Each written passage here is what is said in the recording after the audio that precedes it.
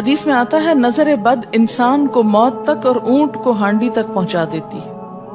اونٹ کو ہانڈی تک پہنچانے کا مطلب کیا ہے؟ ذبح کرنا پڑ جاتا ہے، تڑپنے لگتا ہے۔